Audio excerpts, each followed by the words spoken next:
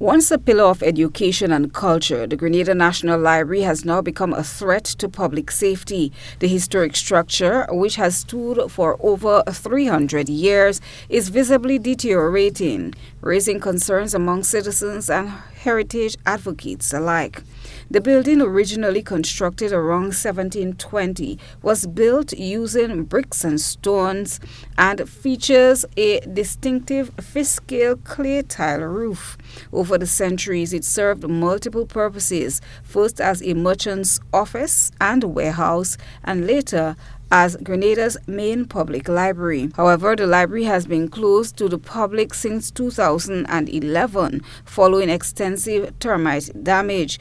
It had previously suffered structural damage from Hurricane Ivan in 2004 and has since remained in a state of disrepair despite numerous calls for restoration. During GBN's visit to the capital city on Tuesday, the crumbling state of the building was brought sharply into focus by a concerned citizen who pointed out loose roof tiles and pieces of galvanized dangerously dangling above the sidewalk, posing a serious threat to pedestrians and passing vehicles. Well, I observed this problem with this library at the top of it is over 2 years now. Okay? I reported it to 3 ministers. 2 of them would have taken photos and they promised they're going to report it, because I told them that it is very dangerous, it is life-threatening also for persons passing. Also vehicles could be passing on the galvanized or the tile was such shelling on a vehicle and it would damage people's vehicle.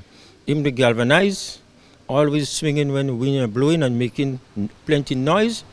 And persons also have been drawing my attention to it, but it seems like nothing has been done about it.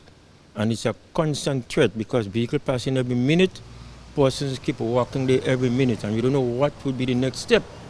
He recommended that, at the very least, the loose materials be removed immediately to prevent injury or property damage.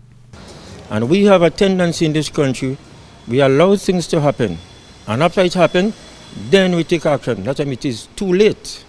The pain is already caused when it could have been prevented. But if we were to get a high wind or a tremor, and people passing on vehicles, it could just shell down because it's in a very, very bad state, as you have seen it on top, in a very, very bad state. And I'm deeply concerned about it. Calling on the authority now to move as quickly as possible to see what can be done about it. The Grenada National Library was founded in 1949 and has long been considered one of the nation's most important cultural institutions. Over the decades, it served as a center for research, reading, and national archives, helping to shape generations of Grenadians. Groups such as the Willie Redhead Foundation, a local heritage preservation organization, has consistently advocated for the restoration and preservation of the building, calling it a vital part of Grenada's historical and architectural legacy. Despite these efforts, the structure continues to deteriorate. GBN attempted to reach the Chief Technical Officer in the Ministry of Infrastructure on a short or long-term plan for the building's restoration. However, our calls were unsuccessful.